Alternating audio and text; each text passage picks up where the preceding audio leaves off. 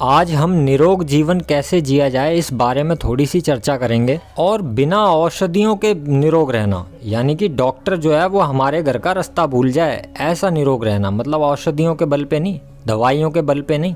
अब काफ़ी लोग तो सोच रहे होंगे कि भैया ऐसे तो फिर डॉक्टरों का व्यापार ही लुट जाएगा। हाँ हाँ, लुटान दो, लुट जान दो, तुमको नहीं जाना डॉक्टर के घर पे, हर कोई भी चला जाए, तुमको नहीं जाना। मगर और अगर तुम्हारे शरीर में कोई रोग होगा भी तो उसका भी सर्वनाश हो जाएगा, एकदम सर्वनाश। तो शरीर के अंदर से रोगों का सर्वनाश कैसे किया जाए, इसी के बारे में आज हम थोड़ी सी चर्चा करेंगे। और इस चर्चा में जो हम बातें करेंगे उस बातों में से अगर उन बातों को हम जीवन में उतार लेंगे तो जीवन एकदम रोग मुक्त हो जाएगा। तो चर्चा का हम आरंभ करते हैं। देखो, हर व्यक्ति को, हर जीव को सृष्टि में जीवन जीने के लिए खाने की आवश्यकता होती है, प्रत्येक व्यक्ति को। और व्यक्ति नहीं, हर एक जीव को भी खाने की आवश्यकता होती है। लेकिन हम जीवों के बारे में बातें बाद में करेंगे, अभी हम उन्हीं जीवों में से व्यक्ति की बात करते हैं। तो व्यक्ति को हमेशा धरती पर बैठ के खाना चाहिए, धरती से जुड़ के खाना चाहिए, जितना हो सके धरती से जुड़ा रहना चाहिए। और आलती पालती मार के खाना चाहिए। वैसे नहीं है उकड़ू उकड़ू बैठ के, काफ़ी होते हैं लोग अजीब अजीब तरीके से बैठते हैं, या आजकल तो बफर खाना चल गया है शादी पार्टियों में भी कि खड़े होके खाना खाते हैं, कि खड़ा खाना कहते हैं जैसे उसको। तो ये सब खाने के गलत तरीके हैं। बैठ के खाना खाना चाहिए, धरती पे बैठ के, और खाने के हर एक टुकड़े को, हर एक घास को, हर एक निवाले को चबा चबा कर खाना चाहिए, जितना हो सके उसको चबा देना चाहिए। अब चबाने से क्या होता है कि चबाने से मुंह की जो लार होती है वो खाने के अंदर आपके मिक्स हो जाती है पूरी। तो इससे क्या होता है कि आधा खाना तो अब आपके मुंह में ही पच गया, अब आधा खाना जो है वो पेट में पच जाएगा। अब पेट को बहुत सहायता हो जाती है, क्योंकि हर एक निवाले में अगर पर्याप्त मात्रा में अगर लार मिक्स हो इंसान की, तो फिर पेट को बहुत कम मेहनत करनी पड़ती है और पेट को और बहुत फ़ायदा मिलता है इससे। क्योंकि पेट को जो है खाने में से न्यूट्रिशन, जो भी उसके पोषक तत्व हैं, उनको अलग करने में बहुत सहायता मिलती है। तो इसलिए व्यक्ति को भोजन करते वक्त हर एक निवाले को जितना हो सके उतना चबा चबा के खाना चाहिए। और खाने के तुरंत बाद पानी कभी नहीं पीना चाहिए। देखो, ज़्यादातर लोग होते हैं कि एक घूंट पी रहे हैं और एक निवाला खा रहे हैं, एक घूंट पी रहे हैं, ऐसा नहीं करना चाहिए। खाने के कम से कम 2 घंटे बाद पानी पीना चाहिए। अब कोई व्यक्ति इतना लंबा नहीं रुक सकता है तो कम से कम 1 घंटा तो रुकिए, और 1 घंटा भी नहीं रुक सकते तो तुरंत मत पीजिए, आधे घंटे के बाद पीजिए। और अगर इस आदत को अगर आप अपनी दिनचर्या में डाल दोगे तो डॉक्टर जो है वो आपके घर का रास्ता ही भूल जाएगा और मजबूरन रोगों को आपके शरीर में से बाहर जाना पड़ेगा। लोग बहुत परेशान हो जाएंगे, रोगों का जो है घर छिन जाएगा। और सुबह सुबह हमेशा रस पीना चाहिए फलों का या साग सब्जियों का, जैसे कि घिया हो गया, गिलोय हो गई, और एलोवेरा हो गया, आंवला हो गया, इन सब का रस पीना चाहिए। अगर कोई साग सब्जियों का रस पसंद नहीं करता है तो वह फलों का रस पिए, लेकिन चाय कभी ना पिए, क्योंकि चाय जो है वो भी पेट के रोगों को बुलावा देती है, रक्तचाप को बढ़ा देती है, बहुत ही बेकार है, विषैली है चाय। इसलिए जितना जल्दी हो सके मैं तो कह रहा हूँ कि आज से अभी से ही चाय का तो बिल्कुल त्याग करें और चाय की जगह कुछ और पिएं, जैसे कि फलों का रस, सब्जियों का रस, इन सब चीज़ों का सेवन करें। और अगर कोई व्यक्ति इतना समर्थ नहीं है कि वो साग सब्जियां खरीद के रस पी सके, फलों को खरीद के रस पी सके, तो एक काम कीजिए, गिलोय, गिलोय आपको मिल जाएगी हर जगह लगी हुई। गिलोय को तोड़ लाइए और थोड़ी सी गिलोय की डंडी और उसमें थोड़ा गुड़ डाल दीजिए, हो सके तो तेज पत्ता डाल लीजिए और इसको उबाल के और इसको पी लीजिए।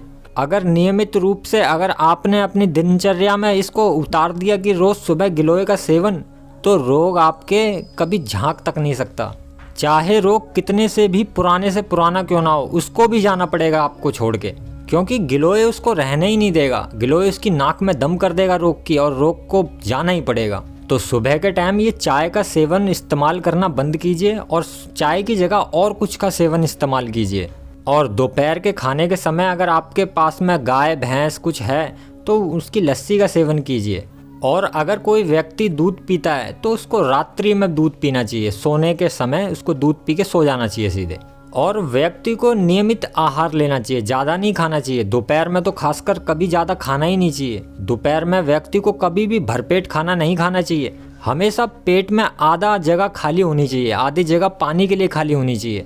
और दोपहर का खाना खाने के बाद व्यक्ति को तुरंत कभी भी किसी काम में नहीं लगना चाहिए। दोपहर का खाना खाने के बाद में हो सके तो आधा घंटा वो विश्राम करे, और अगर उसके पास में आधा घंटे का समय नहीं है तो जितना हो सके 10-15 मिनट 20 मिनट वो आराम ज़रूर करे, एकदम से ना लग जाए किसी काम में।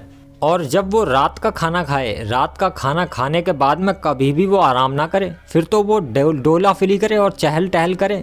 क्योंकि रात का खाना खाने के बाद इसलिए डोला फ्री और चहल पहल करनी है क्योंकि रात में अब आप सोने के लिए जाओगे, अब एक्टिविटी आपके शरीर की सारी बंद हो जाएंगी।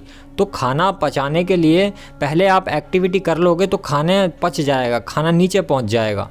क्योंकि देखो इंसान की जो आंत है वो कितनी बड़ी है, बड़ी आंत छोटी आंत, अब उस सारी आंतों में उसको सफ़र करना है खाने को। तो इसलिए अगर आप शाम को थोड़ा टहल मारोगे, चलोगे फिरोगे, कुछ एक्टिविटी करोगे तो इससे क्या है कि आपका जो खाना है उसको काफ़ी सहायता मिल जाएगी पचने में।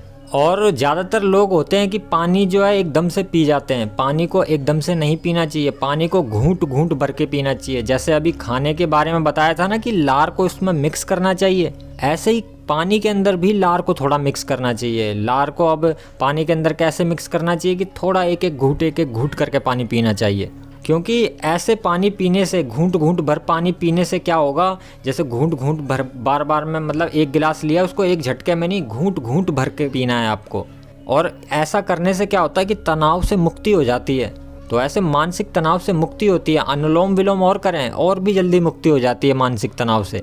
और काफ़ी लोग ऐसे होते हैं जिनको गैस बनती है, एसिडिटी होती है, तो ऐसे पानी पीने से इन समस्याओं से भी मुक्ति हो जाती है। और अगर कोई व्यक्ति मोटा है और वो पतला होना चाहता है तो इस तरीके से पानी पिएगा तो वो धीरे धीरे मोटापा जो है वो भी कटने लग जाता है।